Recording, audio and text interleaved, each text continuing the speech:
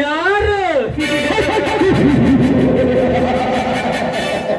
ನಾನು ಯಾರು ಎಂಬ ಪ್ರಶ್ನೆಗೆ ನಿನಗೆ ತಾಳಿ ಕಟ್ಟಿದಲ್ಲ ನಿನ್ನ ಗಂಡ, ಅವನು ಕೂಡ ಉತ್ತರಿಸಬಲ್ಲ. ಆ ವಿಷಯದ ಬಗ್ಗೆ ನೀನು ತಲೆ ಕೆಡಿಸಿಕೊಳ್ಳಬೇಡ. ಸಾಕು ಬಾಯಿ ಮುಚ್ಚು. ನನ್ನ ಗಂಡನ ಮೇಲೆ ಮಾತ್ರ ಹಕ್ಕು ನನಗಿಲ್ಲ.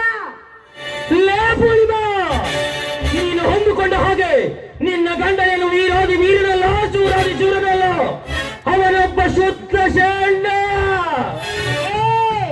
ಸಾಕು ಬಾಯಿ ಮುಚ್ಚು.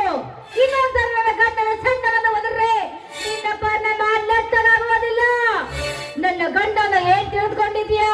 ವೀರ ಸೂರ ಯಮನ್ ಮರಿಬೇಡ ರಾಕ್ಷಸ. ಪೂರ್ಣಿಮಾ, ನಿನ್ನ ಪತಿಯ ಮೇಲೆ ನಿನಗಿರುವ ಅಭಿಮಾನ ನೋಡಿದರೆ ನನಗೆ ಅಯ್ಯೋ ಪಾಪ ಎನಿಸುತ್ತದೆ.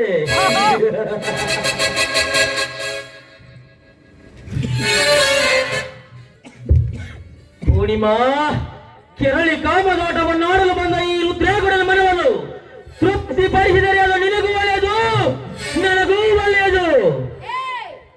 ನಿಂತ್ಕೋ. ಬಾಯ ತಕ್ಷಣ ಓಡಿ ಮನುಷ್ಯರನ್ನು ಹಾಸಲು ನಾನೇನು ಸುಳಿಯಲ್ಲ. ಬಡಸ ಬಡ ರೈತನ ಹೆಂಡತಿ ನಾನು ಪೂರ್ಣಿಮಾ.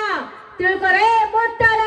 ನೋಡು ಶ್ರೀಮಂತ, ನಿನ್ನ ಆಸ್ತಿ ನಿನ್ನ ಅಂತಸ್ತು ನನ್ನ ಗಂಡ ಬೆಟ್ಟ ಬಿಟ್ಲ ಚಪ್ಪಿ ಸಮಾನ. ಹಣವಂತನ ಮಗನಾಗಿ ಹುಟ್ಟಿದ ನನಗೆ ಹಣದ ಬಗ್ಗೆ ನೀನು ಮಾತನಾಡುವೆಯಾ?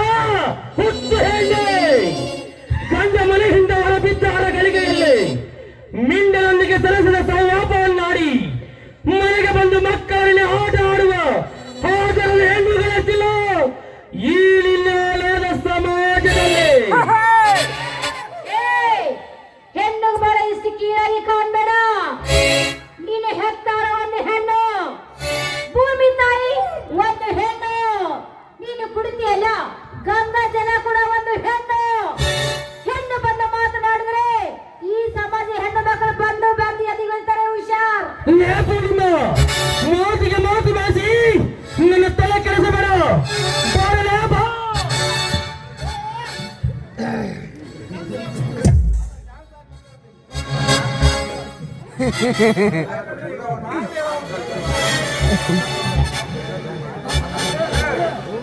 ಏನ್ ಬೇಡಿಕೆ ಆಡಿಲ್ಲ.